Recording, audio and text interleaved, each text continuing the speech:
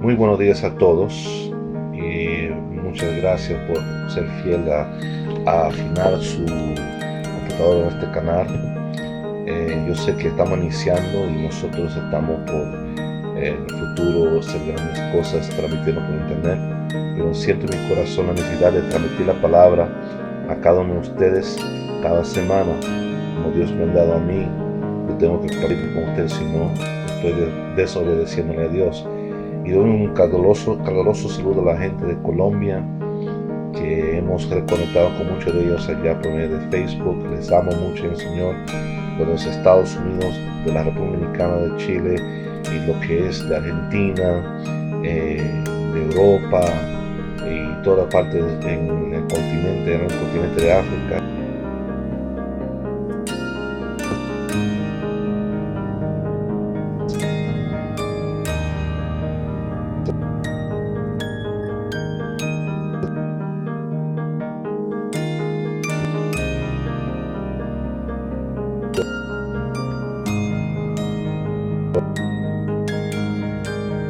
Oraciones, y me dio una palabra.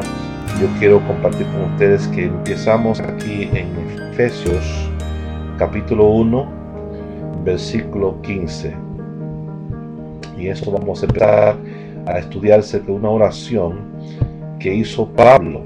La semana pasada una oración que hizo Cristo delante de la tumba. Fue muy popular.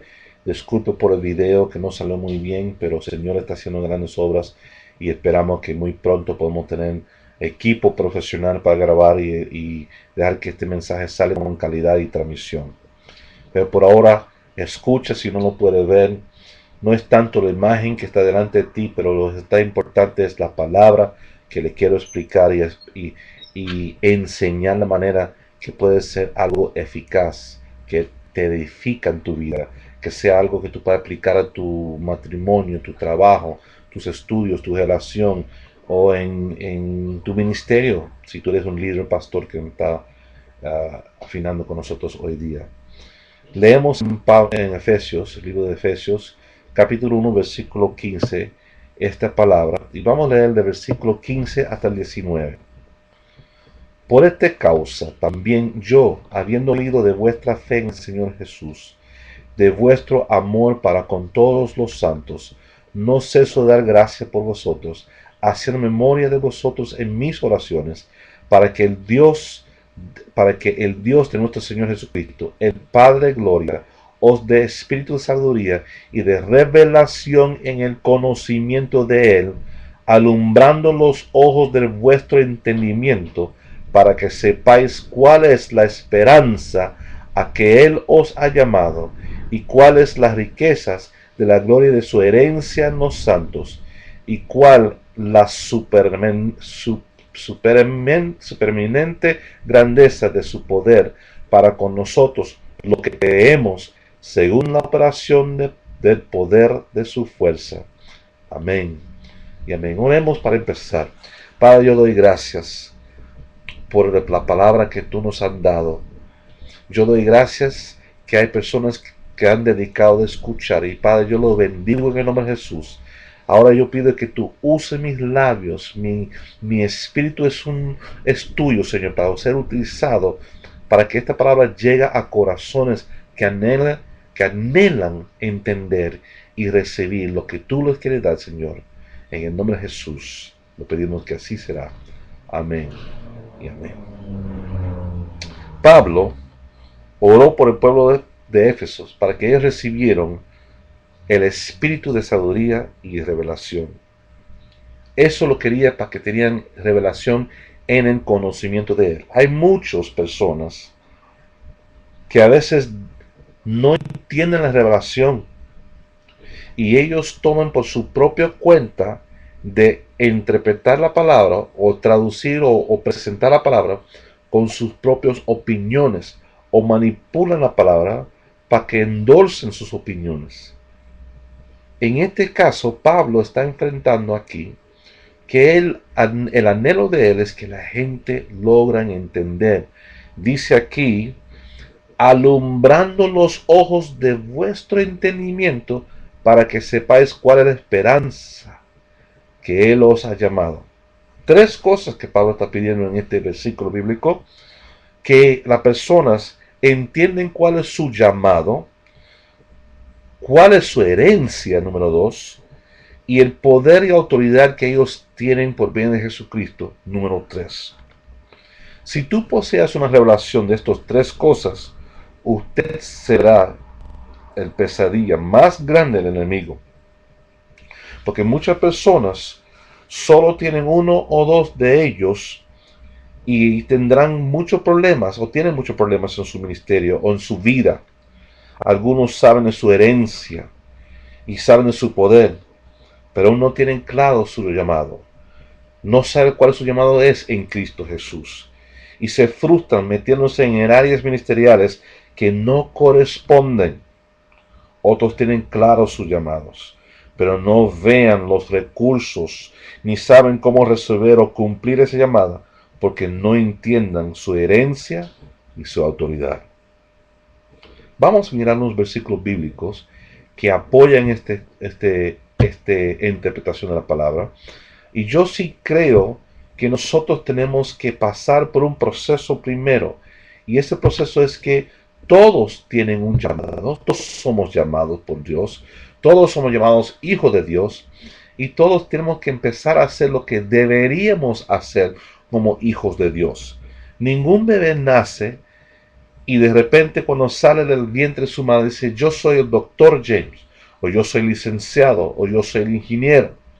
No, el primero que se declara su bebé es su nombre, lo cual lo identifica como un hijo de la familia. Y el proceso que tiene ese bebé en su infancia es comer, aprender cómo caminar, cómo sentar, cómo gatear, aprender cómo hablar, decir mamá, papá, y va creciendo al próximo nivel de su niñez, de aprender a leer y escribir, a cepillar sus dientes, bañarse solo, acostarse, amarrar sus zapatos, creciendo a adolescencia, donde empieza a experimentar, descubriendo cuál es su identidad sexual, su identidad como un hijo de Dios, un hijo de padres, llamados, emociones, sentimientos que empiezan a despertarse en él.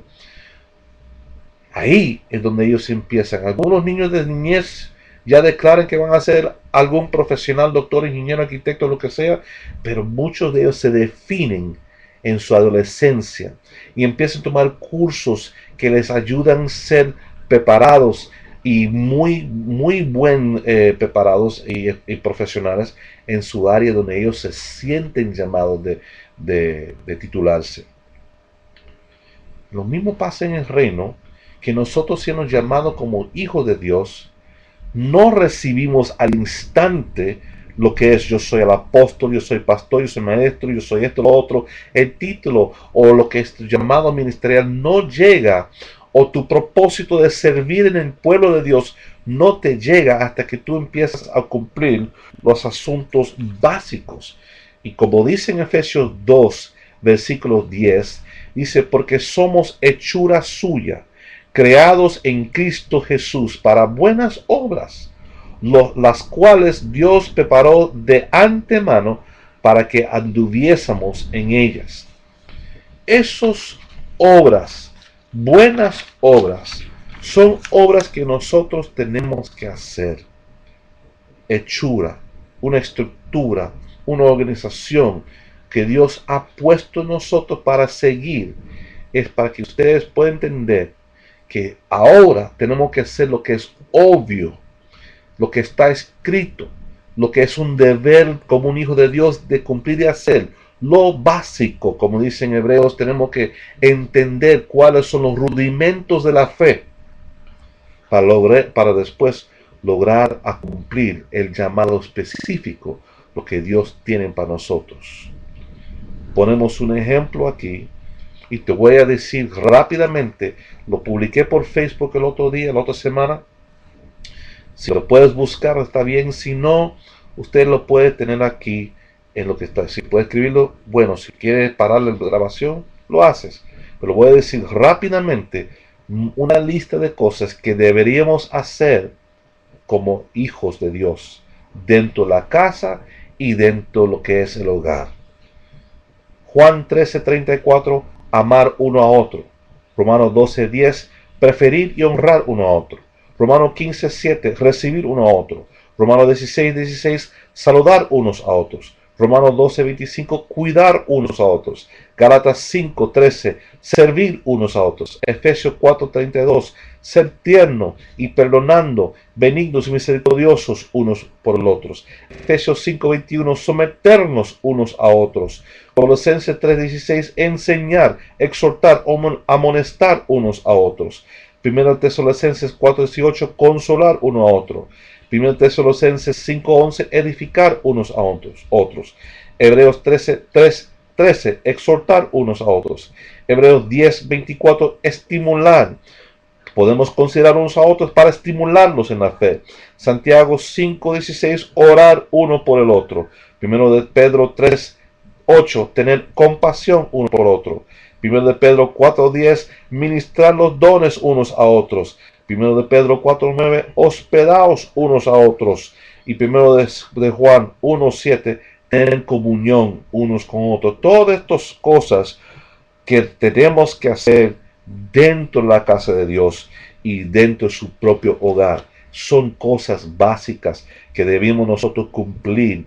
Son cosas que nosotros tenemos que tratar de hacer. Y luego cuando hacemos estas cosas, Dios empieza a despertar en ti el llamado, el propósito. Y vemos esto en en Hechos 11, versículo 25. Hechos 11, versículo 25. Y quiero que usted lea conmigo para que podamos ver. Después fue Barnabé a Tarso para buscar a Saulo, y hallándole le trajo a Antioquía, y consagraron allí y congregaron ahí todo un año con la iglesia, y enseñaron a mucha gente, y a los discípulos se les llamó cristianos por la primera vez en Antioquía. En aquellos días unos profetas descendieron de Jerusalén a Antioquía, y levantándose uno de ellos, llamado Agabo, daba a entender por el Espíritu que vendría un gran hambre en toda la tierra habitada, la cual sucedió en el tiempo de César Claudio. Entonces los discípulos, cada uno conforme a lo que tenía, determinaron enviar socorro a los hermanos que habitaban en Judea, lo cual en efecto hicieron, enviándolo a los ancianos por mano de Bernabé y de Saulo. Aquí lo que hacían ellos fue todo lo que acabo de leer: amando, sirviendo, recibiendo, saludando, hospedando, ministrando, enseñando, edificando, estimulando, y tuvo compasión, y ellos hasta apoyaban económicamente a los santos de ese lugar, para que podían soportar el tiempo que venía, el tiempo difícil que venía de hambruna. Pero ahí no para este versículo. Seguimos capítulo 12 y leemos lo que dice en versículo 25, porque ahí pasan muchas cosas antes. Y en versículo 25 dice: y Bernabé y Saulo, cumplido su servicio, volvieron de Jerusalén, llevando también consigo a Juan, el que tenía por sobrenombre Marcos. Cumplido su servicio. La importancia que ellos tenían era para servir. Pero ahora, ¿qué sucedió en capítulo 13? Hechos 13, 1 y 2 dice: había entonces en la iglesia que estaba en Antioquía profetas y maestros: Bernabé, Simón, el que se llamaba Niger, Lucio de Cirene, Manaén, el que había criado junto con Herodes en Tetraca, y Saulo, ministrando estos al Señor y ayunando, dijo el Espíritu Santo: apartarme a Bernabé y a Saulo para la obra a que lo es llamado. Puede ser que a ti te pasa lo siguiente también. Puede ser que a ti te ocurre que o a ti te llaman por palabra profética, por una declaración evangelística, en una manera sobrenatural. Pero también hay otra manera que uno puede recibir y su llamado, que no es tan dramático. Y le quiero poner esto en su mente, en su corazón, que puede ser por medio de un deseo. Un deseo que no sea parte de su corazón, de tu corazón. Algo que estimula tu ser interior y no se te quita para nada. Miremos a Moisés, que Moisés en un tiempo estaba ya crecido, grande, 40 años de edad, fue a visitar a sus hermanos en el área de los judíos. Y ahí mismo vio un egipcio que estaba maltratando y golpeando a unos judíos, obreros. Y molestado, miró uno para el lado, al otro lado, y Moisés entró y golpeó el guardián, la guardia egipcio, lo mató y lo enterró ahí mismo. El día siguiente Moisés bajó y vio dos hermanos judíos peleando o discutiendo con otro y dice: ¿no son ustedes hermanos? ¿Por qué discuten? Y oiga lo que ellos dijeron a Moisés. Si usted quiere leerlo, por usted mismo puede leerlo en Éxodo capítulo 2, versículo 11, 14. No lo buscan ahora, pero márcalo y búscalo después. Y dijeron ahí mismo a Moisés: ¿quién te ha puesto a ti por príncipe y juez sobre nosotros? Obviamente Dios lo puso a ellos, lo puso a Moisés como príncipe y como juez, como libertador. Pero lo que pasó fue que Moisés se adelantó su llamado, fue impulsado en su propia carne, entendió el molesto que estaba en él, pero no consultó con Dios. ¿Por qué me siento así? Hay muchas personas que cuando vean un conflicto o cuando vean una cosa que no está correcta, ellos no se interpongan, no se meten. Peor, se apartan, se esconden y dejan que la injusticia siga ocurriendo. ¿Cuántos de ustedes han escuchado un hombre golpeando a su esposa y no se interponen o no se levantan para decir, para hacer un cambio en la vida de estas personas? O ha visto una persona robando y no dicen nada. Nos hemos acostumbrado a tener temor por si acaso esta persona sale y busca venganza contra nosotros.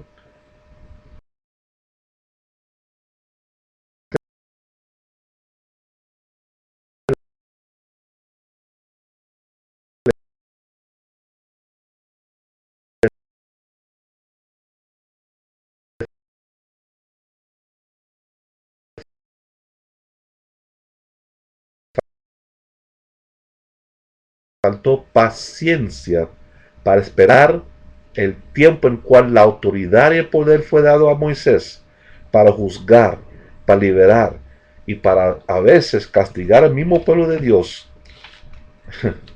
Dios le llevó al desierto, lo llevó para apacentar ovejas, lo llevó para hacer esta obra por 40 años, para rehacer en él lo que era algo necesario en su liderazgo: paciencia.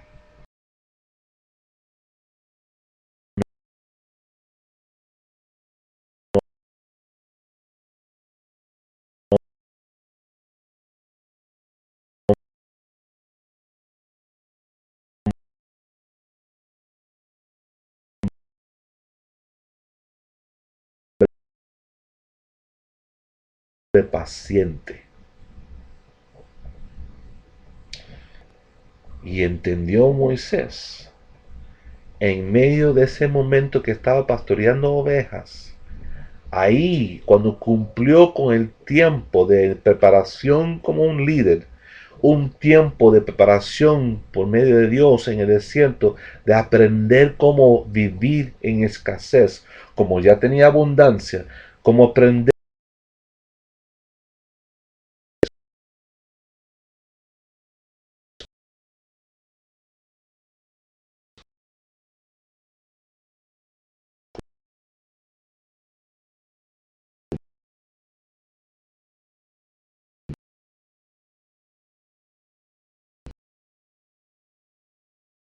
quiera.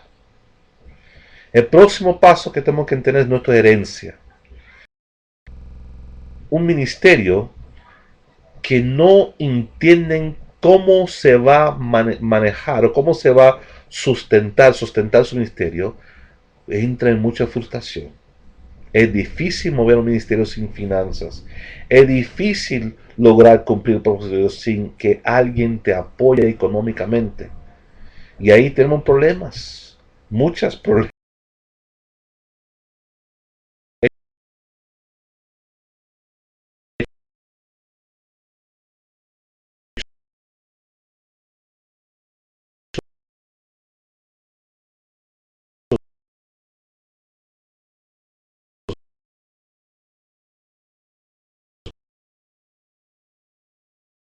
20, versículo 32.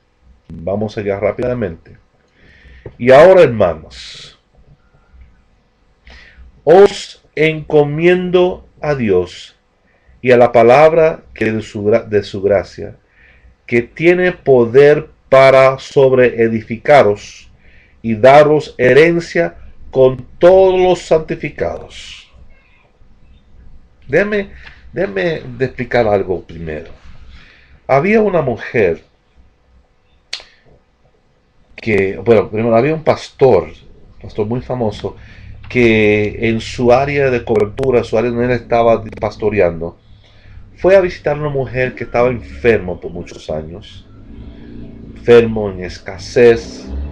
En este tiempo ella estaba ya prácticamente en la cama. No podía ella caminar mucho, sentarse mucho.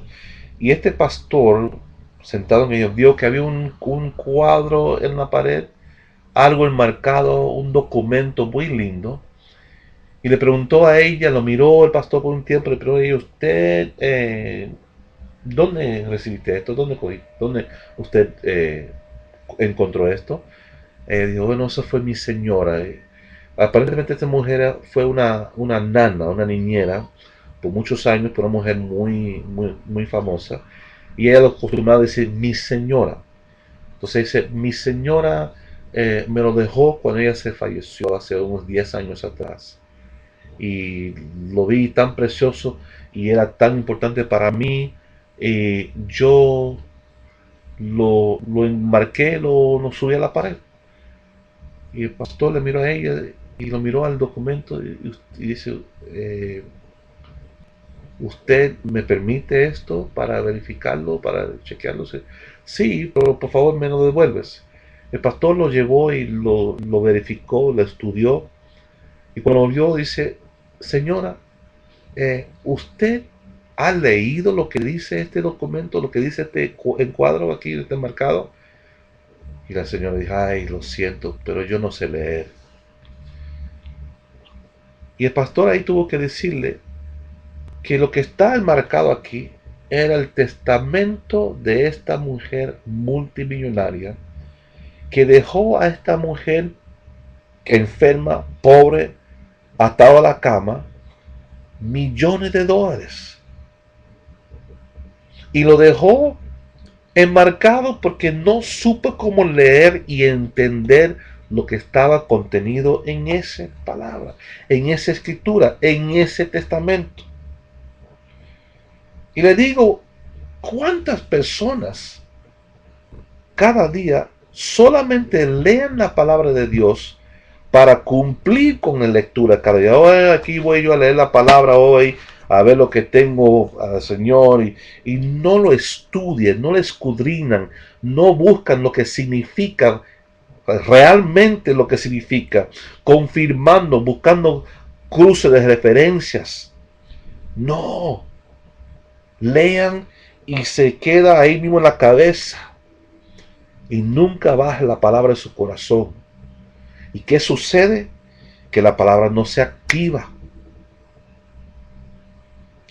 Y estas personas, las personas que están orando, si ustedes pueden entrar en la oración de Efesios capítulo 1, que la palabra baja de su intelecto, entra en su corazón, penetrando, es ahí donde el fe se mete, se activa, causando una transferencia por medio de la iluminación de la palabra de Dios en nuestros corazones.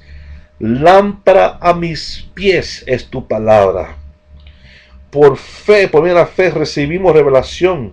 Por eso Pablo oró para que los ojos sean alumbrados, para que los ojos sean abiertos. ¿Cuántas personas la palabra lo lee sin interés? Si usted supiera la cantidad de riquezas que hay por medio de la revelación de la palabra, ¿cuántos son como esa mujer? ¿Cuántos son que lean y lean la palabra y no la entienden? Si usted podía entender la riqueza que hay en la palabra de Dios, lo leyera y lo leyera, o como lea uno que buscó a alguien que lo explicara, para que luego pueda entender tu herencia que ha sido guardado para ti. Muchos claman que su herencia, muchos claman para su herencia. Señor, dame, bendíceme. Y después no entienden que estaba ahí delante de ellos todo el tiempo. Hay muchos que piensan que su herencia es para la vida después de la muerte. Cuando llegamos al cielo, los cielos llegan a nosotros, el reino de Dios está en nosotros. Muchos están orando o tienen sus Biblias abiertas a Salmo 23 en su mesa, en su comedor o en su oficina. Muy lindo Salmo 23.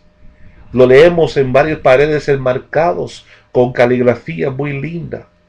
O si pasa por el cementerio donde hay personas sepultados, vemos en la misma tumba los mausoleos, Salmo 23 escrito. Lo que los ministros que entierran personas lean Salmo 23 como si fuera una consolación, que tranquilo, en la vida posterior vamos a recibir la herencia. Pero te digo algo, Salmo 23 no fue escrito para el vida posterior o vida del después, fue escrito para ahora. Y hay tanta riqueza en Salmo 23 para hoy, ahora. Y yo quiero leerlo para que ustedes puedan entrar en esa promesa de horas. Y miramos lo que dice la herencia de nosotros ahora. Jehová es mi pastor, nada me falta ahora. Eso es para ahora. En lugares de delicados pastos me hará descansar. Ahora, junto a aguas de reposo me pastoreará. Confortará mi alma. ¿Cuándo? Ahora. Me guiará por senda de justicia por amor de su nombre. Ahora. Aunque andes ahora en valle de sombra de muerte, no temeré mal alguno ahora, porque tú estarás conmigo. Tu barra y tu cayado me infundirán aliento ahora. Aderezas mesa delante de mí en presencia de mis angustiadores. No hay angustiadores en el cielo, es ahora. Unges mi cabeza con aceite, ahora. Mi copa está rebosando. Ciertamente el bien y la misericordia me seguirán todos los días de mi vida, ahora. Y en la casa de Jehová moraré por largos días. Eso es después. ¡Wow! Toda la herencia, la riqueza, la sabiduría que tenemos para ahora. Tenemos todo para este tiempo. Para tu ministerio, para tu matrimonio, tu trabajo, tu vida laboral. Tienes todo para ahora. ¿Sí? Si puedes decir amén, nadie te va a escuchar. Pero sí, Dios te va a escuchar. Y amén significa que así será. Ahora miramos el tercer y último punto, que es poder. Y quiero que ustedes miren conmigo en Efesios, otra vez, capítulo 1, pero vamos ahora empezando del versículo 19 en adelante, donde dice nuestro poder. Y el cual la supereminente, esa palabra es muy fuerte para mí, supereminente grandeza de su poder para con nosotros lo que creemos, según la operación del poder de su fuerza, la cual operó en Cristo, resucitando de los muertos y sentándole a su diestra en los lugares celestiales. Sobre todo, dígame conmigo, sobre todo principado y autoridad y poder y señorío, y sobre todo nombre que se nombra no solo en este siglo, sino también en el venidero, y sometió todas las cosas